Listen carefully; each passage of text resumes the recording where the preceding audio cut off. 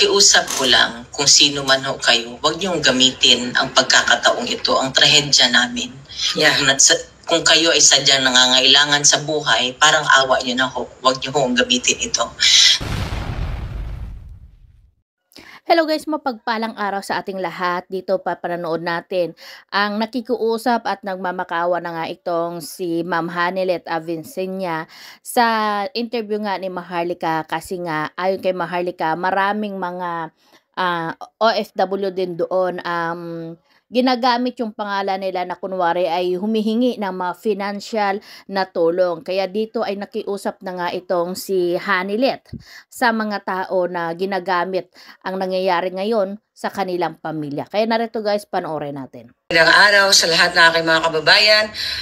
Ayan, talaga namang ngayon, makikita nyo kasama natin si Mama Hanilet, kung saan nandito po kami sa The Hague pa rin. At napagbigyan tayo ng pagkakataon na makasama siya ngayong araw na ito. Kaya ma'am, thank you so much. At kumusta po yung inyong pag-visit? Ilang days na po kayo dito? 25 yata kami. 25 kayo dumating. Oo. Kumusta naman po kayo nung nakita? Na-visit nyo na si PRRD, di ba?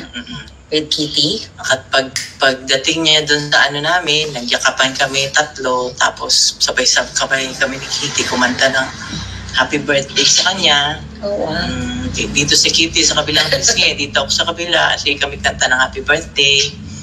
Yun, hindi po umiyak si PRRD? Ay, hindi. Kayo po? Kasi sabi ni Inday, wag daw kayo umiyak. Ako pa, medyo ano pa ako. Ano po yung sinabi ni former President PRRD sa inyo? Sabi niya, yung kagaya ng sinabi niya kay VP, sabi niya, there will be a day. There will always be a day of reckoning. Yeah. Tsaka sabi nga niya, kinote niya nga sa Psalms 91 verse 8. Yeah. I will let you see with your own eyes the destruction and the punishment of the wicked. Yeah. Ang ganda ng promise ng Panginoon. So very positive po si PRRD. Ano yung parang pinaka-importanting mensahe niya sa inyo nung time na nag-visit kayo sa kanya? Nung kinwentuhan ko kasi siya kung ano nangyayari sa labas, sabi ko, ikaw na ayaw mong ipaalam, ayaw mong magpa-istorbo tuwing birthday mo, natutulog ka lang. Ngayon buong mundo ang nagsa-celebrate ng birthday. Yeah, birthday niya. So, tuwang-tuwa naman siya. Oo. So, masaya siya. Nagbanggit pa siya na, like personal messages sa Pilipino, mga kababayan natin.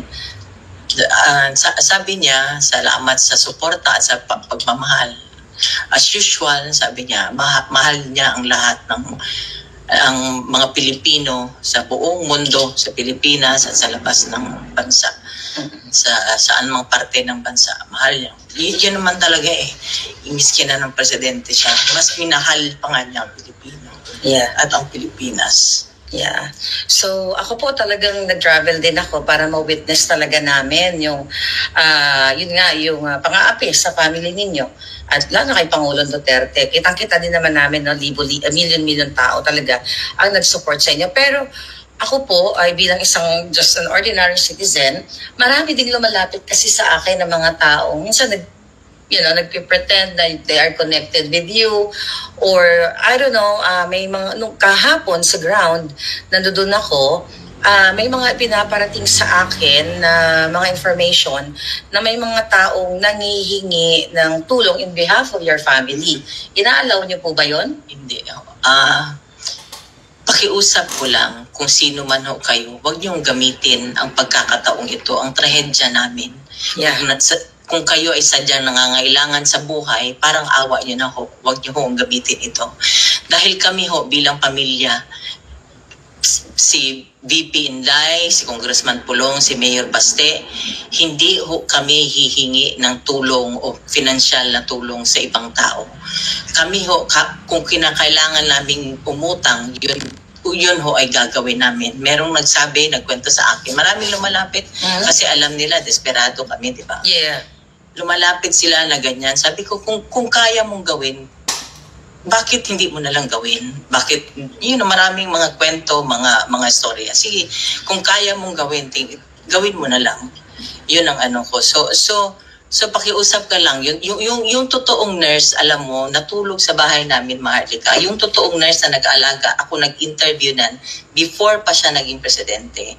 So sa bahay namin niya natutulog, sa sala namin natutulog, nag-aantayan kay PRD kung kailan siya tatawagin. So yung totoong mga nurse hindi nagsasalita. Kami may group chat kami ng kasama ng mga nurse na nag-aalaga siya, nagre-report sila sa akin kung ano. So yung totoong nurse, hindi iyan nagsasalita. Code of ethics siya ng nurse na hindi ka dapat magsalita. Disclose sa iyo. Nagtatago yung totoong nurse. Kung nagpapanggap ka na ikaw nag-aalaga, nag-nurse ka, parang mahiya ka naman sa totoong nurse na nag-aalaga, nagpupuyat sa kanya. Pero po, yung nurse ni Pangulong Duterte, di ba, hindi naman inalaw na mag-stay dito? Kaya nga, ultimo nurse, di ba? Ang nangyari niyan, hanggang ngayon, para sa akin, parang bangungot. Hindi ako makapaniwala. Hindi ko akalain na pag walang passport ang tao, pwede palang idalahin sa pwede palang kidnapin. Yeah. Kasi ako, yun nga yung mga nakakarating sa akin ng mga mensahe na may mga nagpapanggap no, ng mga taong nag-connected sa inyo or kakilala or kamag-anak kayo. Yung iba, hindi ko naman talaga kilala. Kayo lang naman ang kilala kong mga relatives niya. So ang sa akin lang ma'am, pinararating ko lang sa inyo kasi sa akin din may lumalapit kahapon nga po. May mga nag-aabot ng mga, mga sobre, mga birthday cards. So sinasabihan ko sila na yung family ninyo, which is announce ni Inday, hindi nanghihingi ng financial help. But birthday greetings is fine. Birthday greetings, mga cards. Okay, so meron pala. Kasi pampaano ng ano niya. Dinala ko nga yung iba, pinasign ko na yung pinabati ko nga para lang maanuhan siya. Yung, alam mo, para maanuhan ng yung spirits niya, maan yung loob niya, sumaya siya ng konti doon dahil sa mga pagbati ng mga tao. So kasi, may mga nurse pa lang nagpapanggap. Ang alam ko parang may mga nagvo-volunteer dito sa Dahig. Pero may mga nagpapanggap din pala ng mga nurse daw. Alam mo, ang nangyari niyan, siyempre ako nurse, registered nurse ako. So, kinontak ko na sa pag alis pa lang nila, kumontak na ako, yung sa PRC sa Davao. Okay. Sabi ko, tulungan mo ako makahanap ng nurse doon. Dito. Sabi ko, whatever na i-remit wire transfer ang sweldo niya papunta dito siya nakakontak ako natawagan ko ma'am ganito. It turned out bawal lahat ultimo yung nurse na personal nurse niya na before siya tumakbo ng presidente na in-interview ko kasi mabuting tao yun, mapagkatiwalaan mo talaga when it comes sa pera, mapagkatiwalaan mo. Hindi pinasama. Kaya nga, nung tinawagan ko na, alam ko nakalanding na, nung tinawagan ko siya, nag-iyakan kami, ma'am, hindi kami pinasama. Yun ang So, yun, kami nga para lang mapaano ko sa inyo na ang pamilya namin hindi ho manghihingi o magsusolicit sa inyo ng kahit na anong financial na tulong. Kami nga ni VP Inday nagtutulakan. Nung nasa Davao pa ako, sinabihan ko na si Inday. Sabi ko, bigyan mo ako ng magpadala ako. Paano ko ipadala? Hanggang ngayon, hindi niya ako sinasagot. So, ganun kami. So, yung mga makapalang mukha dyan, parang awa nyo na. Yeah. So, for the record, mga kababayan, wala pong nurse si Pangulong Duterte dito sa Dahig except yung nandoon sa ICC kung sino man yung assigned ng institution. Tama po ba? Hindi ko talaga alam. Malabo ang ng loob sa loob. Hindi ko alam. Marami akong hindi alam. Pati sinasabi lang nila ganito. Basta ako, sinabi ko lahat. Anong sitwasyon niya. Sinabi ko lahat kasi medical, medical history niya. Yes. Kung ang niya. Yun lang ang kaya kong sabihin. Pero yung sila ang magbigay, yun ang mahirap kasi sila hindi nagbibigay ng kung ano ang information. Yun ang Pero yung medical history ni PRRD na i-forward na sa kanila lahat, tama ba sa ICC? Inaasikaso ng mga lawyers yata. Inaasikaso kasi kailangan, sino bang 80 years old ang hindi na kailangan ng healthcare, ng kalinga, medical attention, whatever, di ba? 80 years old sino bang hindi na kailangan yan? Alam niyo, natuwa ako kasi I was there, no, na nagsasalta si Inday sa Taong Bayan. na nagkakasundo kayo dahil sa schedule kung paano mag-take turns kayo sa pagbisita kay PRRD. Kami na mga sumusuporta kay PRRD sa family ninyo ay talagang natutuwa kami na sa ganitong klaseng sitwasyon ni PRRD, nagkakaisa po kayong mga magkakamag-anak. So yan lang yung tinitignan namin. Doon din kami humuhugot ng lakas bilang mga supporters ninyo.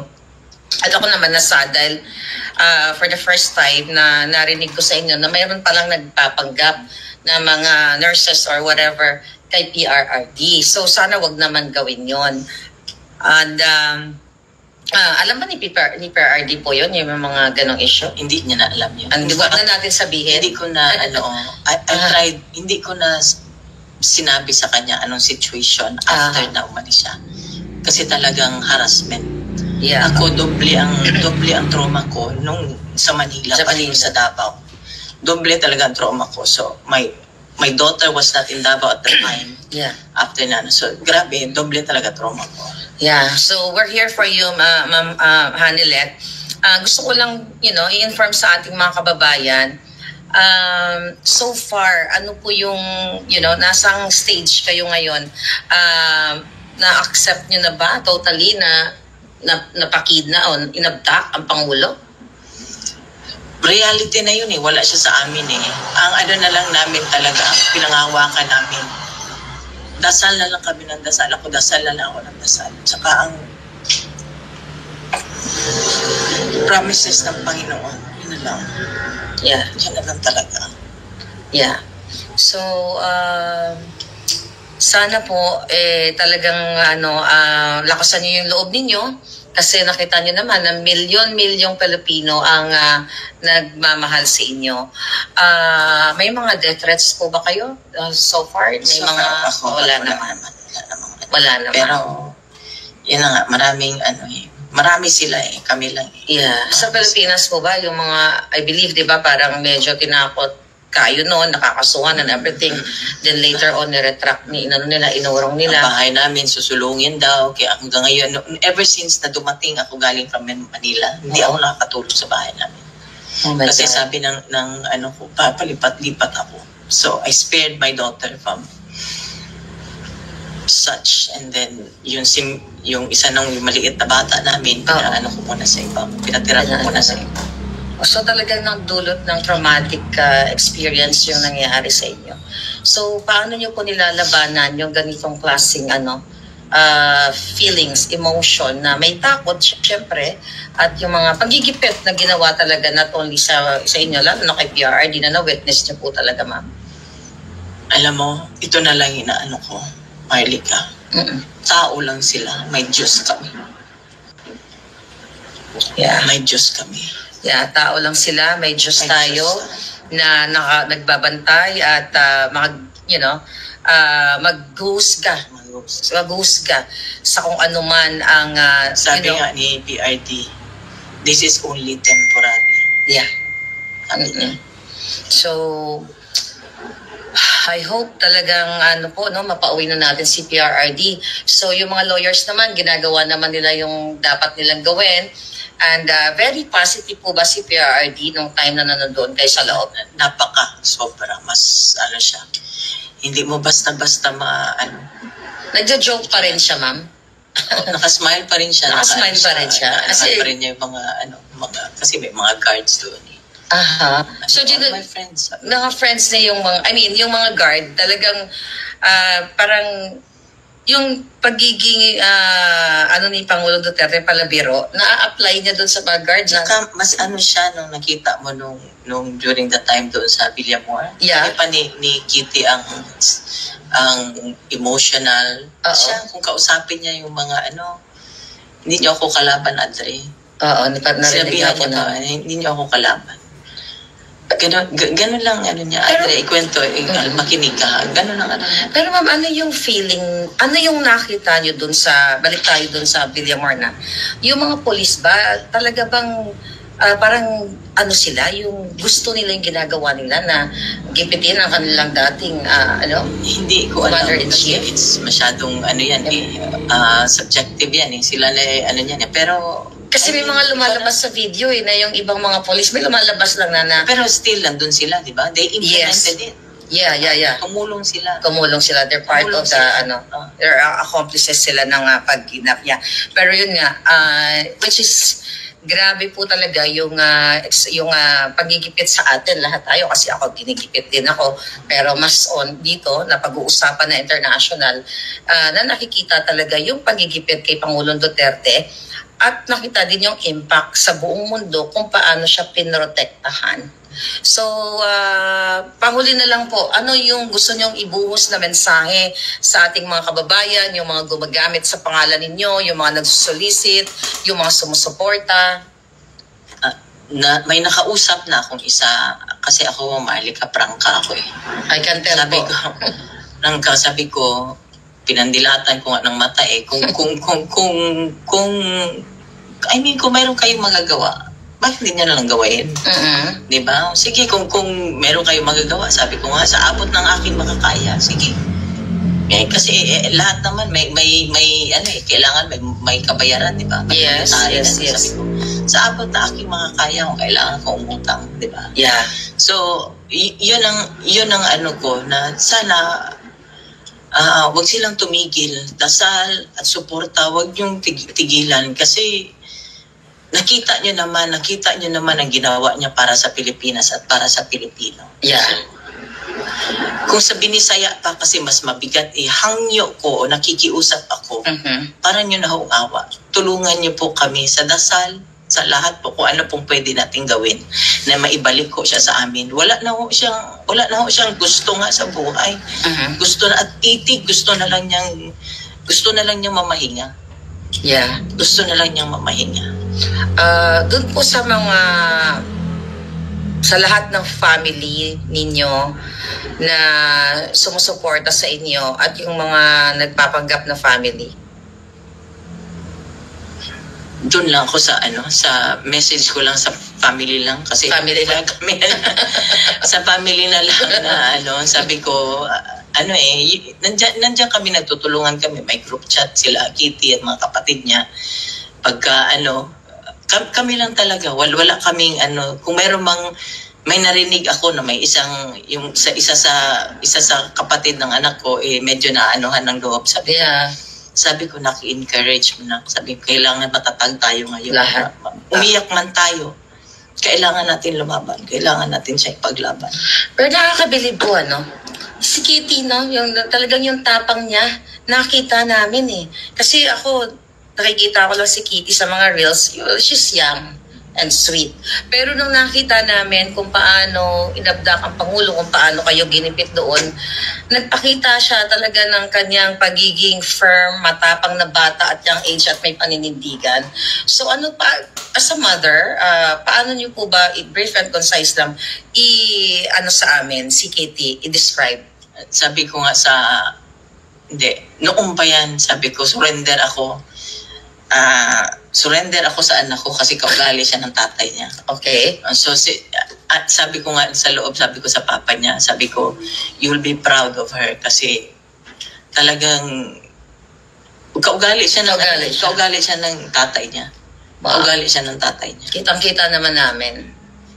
So, ayun. Sa mga sumusuporta po sa inyo, ma'am, sa lahat ng mga taong hanggang ngayon patuloy na nag-gather, nag-celebrate post-birthday ni PRRD, mensahe niyo po, panghuli na lang.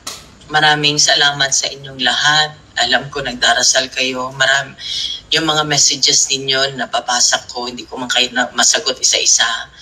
Pero ito lang ang hiling ko talaga, wag ko tayong tumigil. Kasi hindi naman hindi ako pwedeng mag-give up. Hindi tayo pwedeng mag-give up. Tulungan nyo kami na maibalik ko namin siya sa bahay namin. Maraming salamat. Ay, haba-habol na lang po. So, wala pa po kayong plano kung kailan kayo babalik o magsistay kayo dito habang nandito si PRRD? pinag-uusapan. Pinag-usapan pa lang. Ayun. So, thank you so much mga kababayan. Kasama natin si Ma'am Hanalet ngayong araw na ito. Sana po isa puso natin yung kanyang mga panawagan na hindi po nangihingi ng monetary ang ating Pangulong Duterte at ang kanilang pamilya. Kung mag-send man po kayo ng mga birthday greetings, birthday cards, letters, okay po yun. So, malinaw po tayo, mag-ingat po tayo sa mga lumalapit sa, lumalapit sa inyo na nagpapakilala na ganito ako, kamag-anak ako, or ganyan. So, mahirap na po na gamitin natin ang sitwasyon ni Pangulong Duterte. Malungkot na nga yung pag-abduct sa kanya, tapos sasakyan pa ng ibang mga taong gumagamit sa pangalan niya.